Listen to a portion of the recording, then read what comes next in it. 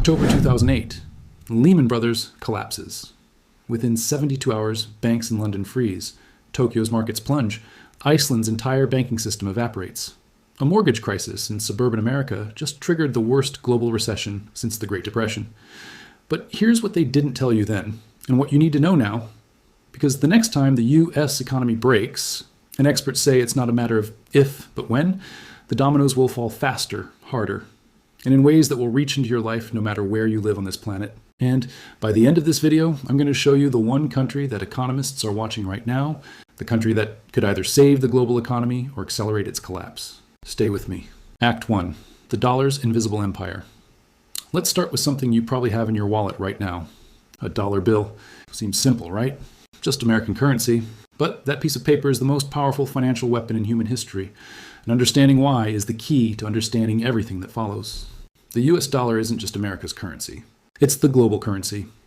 About 60% of all foreign exchange reserves worldwide are held in dollars. Nearly 90% of all international transactions use the dollar. When Japan buys oil from Saudi Arabia, they use dollars. When Germany trades with China, dollars. When your country's central bank wants to stabilize its currency, it holds dollars. This system, economists call it dollar hegemony, didn't happen by accident. It was designed. July 1944, Bretton Woods, New Hampshire. World War II is still raging, but Allied leaders are already planning the post-war economic order. They create a system where the dollar, backed by gold, becomes the world's reserve currency. Other currencies peg their value to the dollar. Global trade flows through American banks.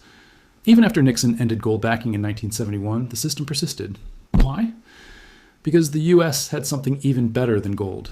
The largest economy on Earth, the most powerful military, and control over the global financial infrastructure.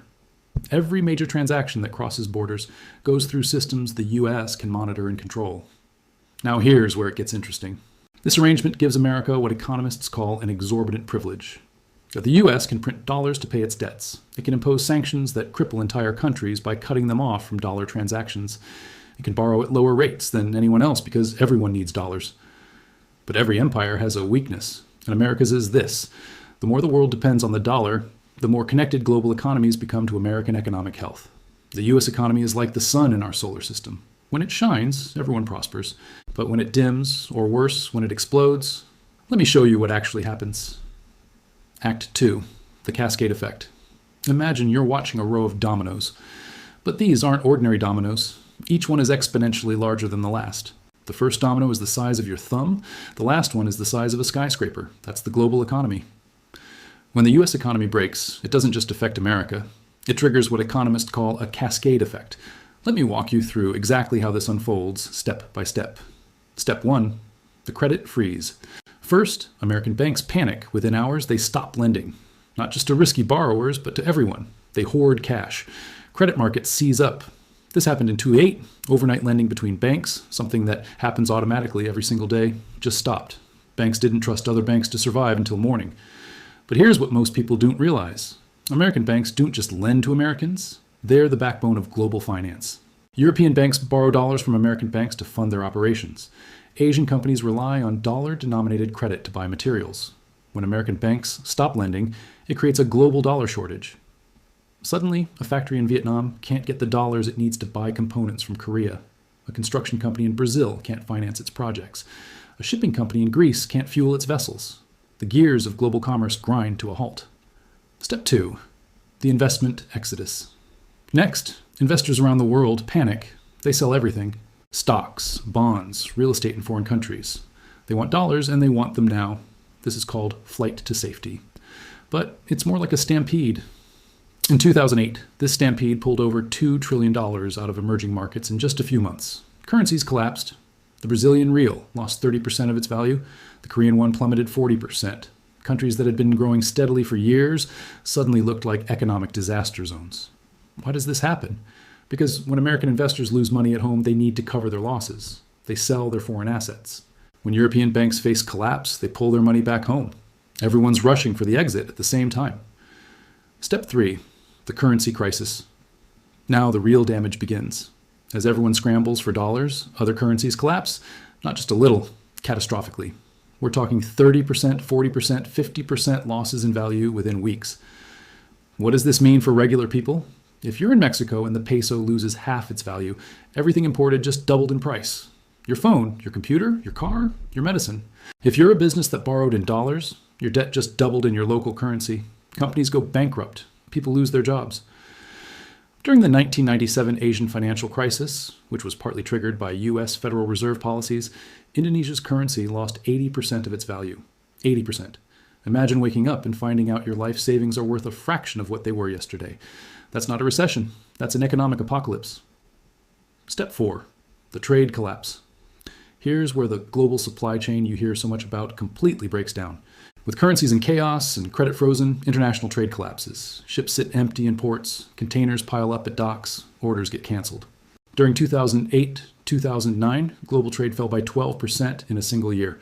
That doesn't sound like much until you realize world trade hadn't fallen that fast since World War II. Countries that depend on exports, think Germany, China, South Korea, see their economies contract violently. But it gets worse. Modern manufacturing is global. Your iPhone has components from 43 countries. When trade collapses, these supply chains shatter. Even companies that survive can't get the parts they need. Factories close. Workers go home. The unemployment spreads like a virus. Step 5. The social breaking point. This is where economics becomes human tragedy.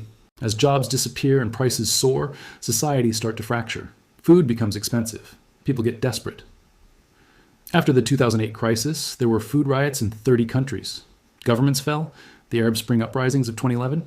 Many historians link them partly to the economic chaos that followed the Western financial crisis. When bread prices triple and young people can't find work, revolutions happen.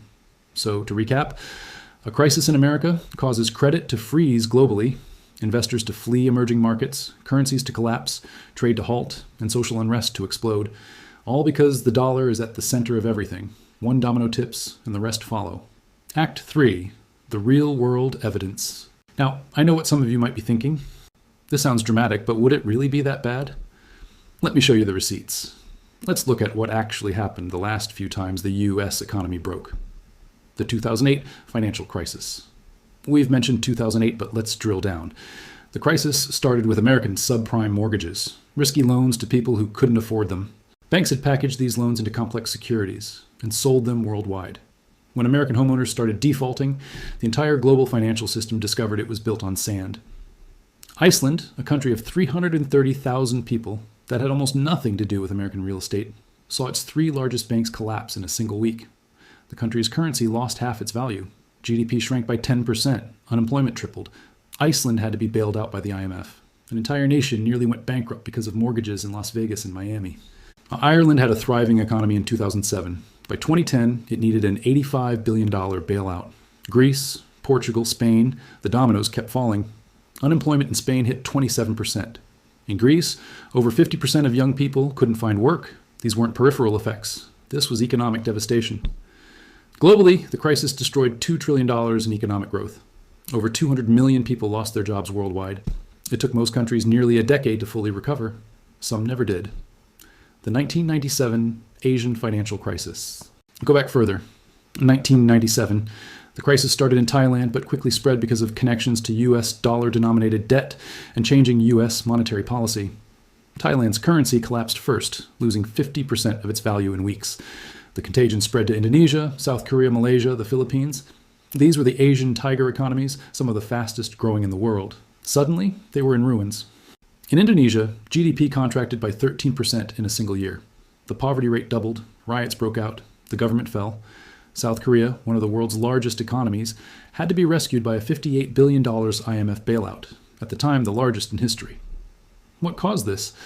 Complex factors, but a key element was that many Asian companies had borrowed heavily in dollars. When the U.S. raised interest rates and the dollar strengthened, these companies couldn't repay their debts. The whole system imploded. The 1980s debt crisis, or go back to the early 1980s. The U.S. Federal Reserve, trying to fight inflation, raised interest rates dramatically. Suddenly, Latin American countries that had borrowed in dollars couldn't make their payments. Mexico defaulted in 1982. Then Brazil, Argentina, Venezuela, over 40 countries restructured their debts. This crisis created what economists call the lost decade for Latin America. Entire countries saw their development set back by a generation. Children went hungry. Hospitals ran out of medicine. Crime exploded. All triggered by interest rate decisions in Washington, D.C. See the pattern? When America's economic policy shifts, when its markets crash, when its banks fail, the shockwaves circle the globe. The effects are real, they're documented, and they're devastating. Current warning signs. Now here's what should keep you up at night. Many economists are seeing warning signs that we might be approaching another breaking point. U.S. national debt just crossed $36 trillion. The U.S. Federal Reserve raised interest rates faster in 2022, 2023 than at any time in 4 decades. Commercial real estate is struggling. Regional banks are showing stress. Credit card debt and auto loan defaults are rising.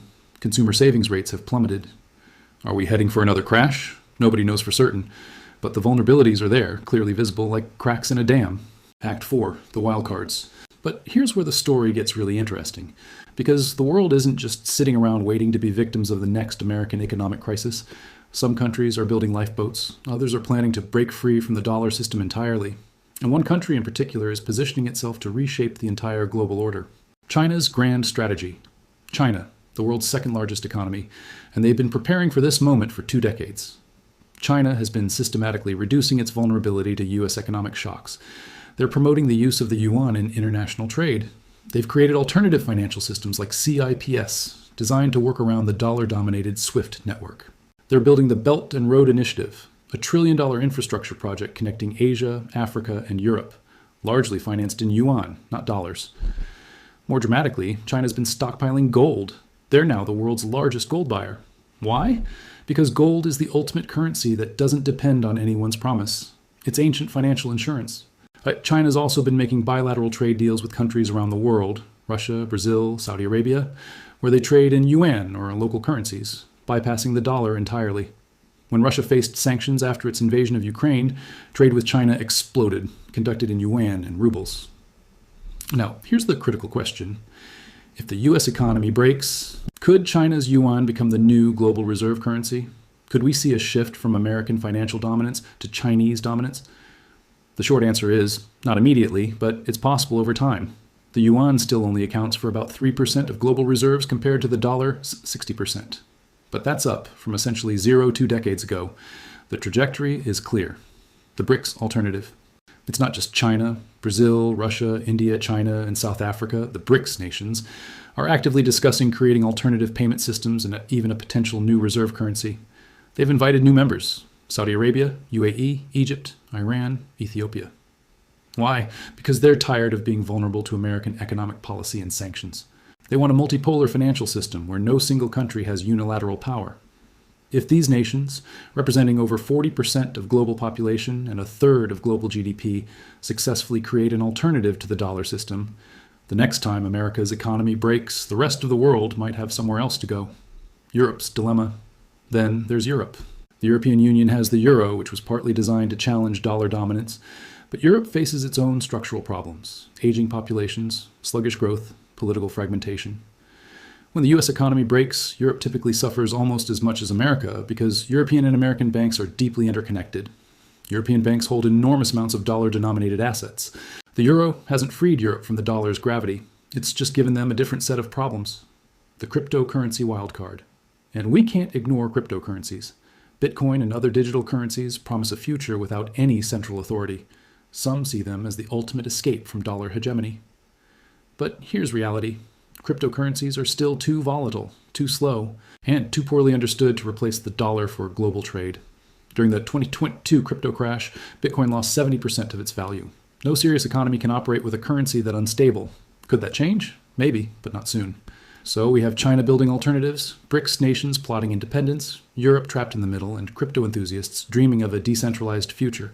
The dollar's dominance is being challenged from multiple directions simultaneously. Which brings us to the crucial question I promised at the beginning. Act 5, the future scenarios. When the U.S. economy breaks next, and remember, every economy has cycles, every empire has limits, what actually happens will depend on which of these forces prevails. Let me paint you 3 possible futures. Scenario 1, the dollar endures. Scenario 1, the dollar system survives, just as it did in 2008. Why might this happen? Because replacing the global financial system is incredibly difficult. The dollar's infrastructure, the banking networks, the legal frameworks, the trust built over decades, isn't easily replicated. And when crisis hits, investors might still flee to U.S. Treasury bonds, still seen as the safest asset on earth. The Federal Reserve can still act as lender of last resort to the entire world, providing emergency dollar liquidity. This happened in 2008 and again during the 2020 COVID panic. In this scenario, we experience another global recession. Countries suffer, but the fundamental architecture remains. America's financial power, though challenged, persists. The crisis passes, and eventually growth returns. This is probably the most likely scenario in the next economic crisis, but each crisis weakens the system a little more, and eventually, Scenario 2, the multipolar transition. Scenario 2, we enter a transitional phase where the dollar remains important but is no longer dominant. Multiple currencies, the dollar, yuan, euro, maybe others, share reserve status. In this world, when America's economy breaks, the damage is more contained. Other currencies absorb some of the shock. Countries have alternatives. Trade continues in yuan between Asian nations. Europe uses euros. Latin America might develop its own mechanisms. This could actually be a more stable system. No single country's policy mistakes could crash the entire global economy. Risk would be distributed rather than concentrated. But transitions are dangerous. History shows that shifts in global power often lead to conflict. When Britain's pound sterling gave way to America's dollar as the dominant currency, it happened against the backdrop of 2 world wars. Let's hope we're smarter this time. Scenario 3, the chaotic fracture. Scenario 3, and this is the nightmare scenario. The dollar system collapses rapidly, but no viable alternative is ready to replace it. Imagine the U.S. faces a debt crisis. Maybe foreign countries lose confidence in America's ability to manage its finances. They start dumping treasury bonds. The dollar plunges. But the yuan isn't ready to take over. The euro is struggling with its own problems. The BRICS currency is still just a concept. What you get is chaos, a void at the heart of global finance. Trade seizes up because no one knows what currency to use or trust. Countries revert to barter or bilateral trade deals negotiated case by case. Globalization reverses rapidly. In this scenario, we're not just talking about recession. We're talking about a fundamental breakdown in how the global economy functions. Supply chains collapse. Countries turn inward. Nationalism and protectionism surge. Potential for conflict increases dramatically. This scenario is less likely than the first 2, but it's not impossible. And the consequences would be catastrophic on a scale we haven't seen since the Great Depression. What it means for you. So what does all this mean for regular people, for you watching this video? First, understand that your economic security is connected to a global system that's both incredibly sophisticated and incredibly fragile. That job you have might depend on a supply chain that spans continents. Your retirement savings might be invested in markets that could collapse if the wrong domino falls. Second, diversification matters. Don't put all your eggs in one basket, whether that's one currency, one country, or one asset class. The wealthy have known this for centuries. Now it matters for everyone. Third, pay attention to these macro trends. When you hear about U.S. debt levels, Federal Reserve policy, or tensions between major economies, these aren't abstract concerns. They're early warning systems for potential storms ahead. The global economy is the most complex machine humanity has ever built. At its center sits the American economy and the dollar, the sun around which everything else orbits. When that sun flickers, planets tremble. We've built a world of unprecedented wealth and interconnection, but that interconnection means unprecedented vulnerability. The next crisis will come. They always do. The question is whether we'll be prepared, whether the alternatives will be ready, and whether we can manage the transition without catastrophic disruption. Remember that one country I mentioned at the beginning, the one that could either save or accelerate the collapse? That's China. In the next crisis, China has choices. Whether to support the dollar system it depends on or accelerate its replacement will determine whether we see an orderly transition or chaos.